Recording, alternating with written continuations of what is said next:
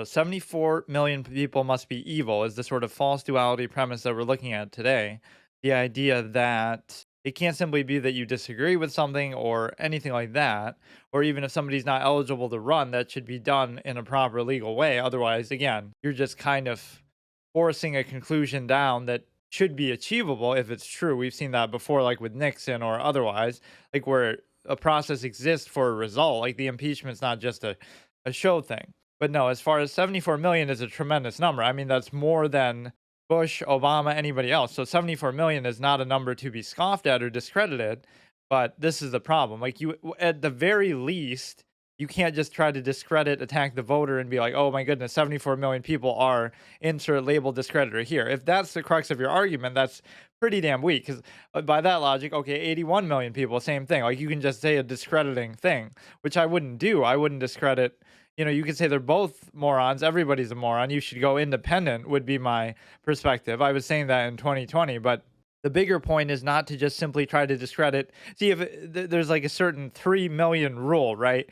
Like, oh, you could say like 3 million people are crazy or criminals or whatever, right? But when you get to such a high number, like 74 million adult, people of voting age, you don't really get to discredit that wide of a group because that's like every other person you see as you're going out about society, people, the person you bought your coffee from, the person who mows your lawn, just ordinary everyday people, your coworkers at work, like you can't be that insular. 74 million is too large of a number.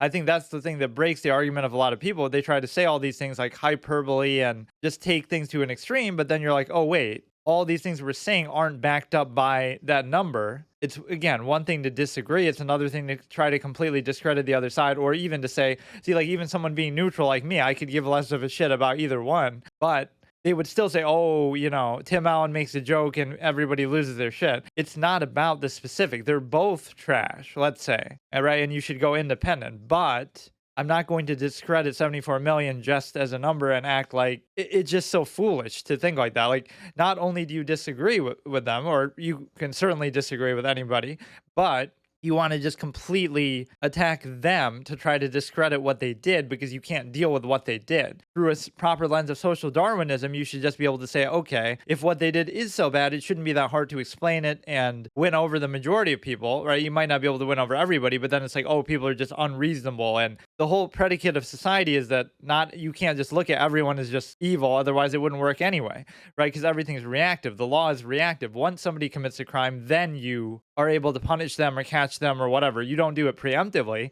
So the assumption is that most people are good, or at least you appeal to their ego as far as the threat of enforcement, and so they won't commit crimes for fear of imprisonment, whatever the faculty that dictates that is. The point is you assume that most people aren't going to be like that, so you don't get to discredit literally half of an adult population almost of a nation, and you don't get to, and that doesn't even make the argument. That's the point. Like, you should stay on the topic of the individual, and the whole point is to the predicate of the other argument is sort of like voting against versus voting for. You should never vote against something because that's just blind. By that logic, you could just vote for anybody, literally anybody, because at least they're not that one big bad person. So you should vote for something you stand for in the first place, and that wouldn't be an issue. Or just don't vote for that particular person. But instead, it turns into a false duality that, oh, we have to do it just because, just to counteract that, which doesn't make sense because if they really are that bad, they shouldn't be getting that many votes in the first place, which again gets back to trying to discredit the people doing it. Like, you just can't face the reality of what happened, so you have to just try to discredit everybody involved, which is very stupid. Again, with the number, like before 2020, you might have said, oh, only 10 million people are going to vote that way, so maybe all this criticism and hyperbole is validated. But in a weird way, it almost created the opposite effect, where some people voted just to sort of counteract what they saw as corporate media interference and influence. Like, they were taking such a hard side.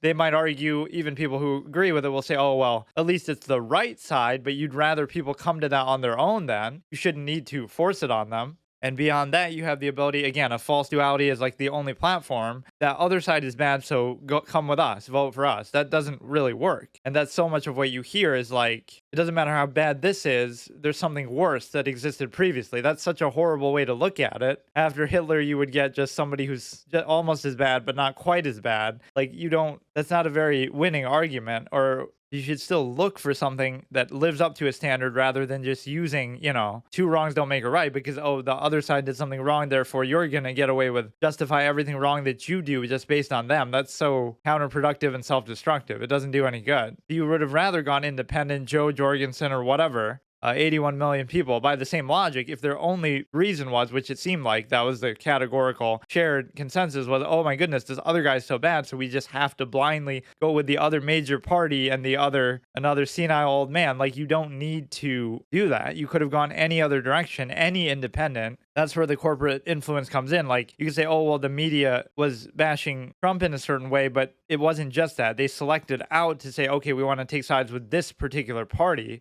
the other party. If it was just neutral bashing, then people could have come to their own conclusion and said, okay, I'll vote for an independent. And ultimately, it is those people's fault. Like, you should be able to think for yourself and not really rely on that.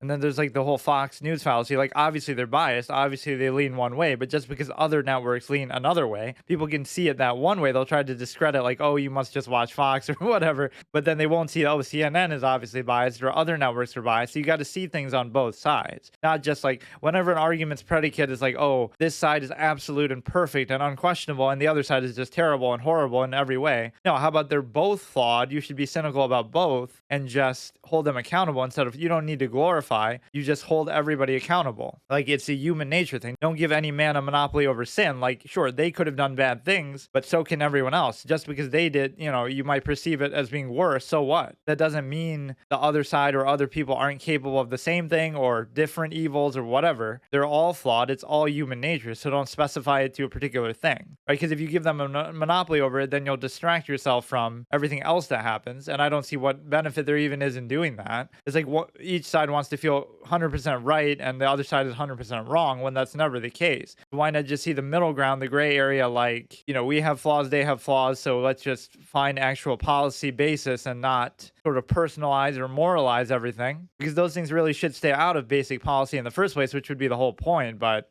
obviously, that's not how people think or are influenced anymore.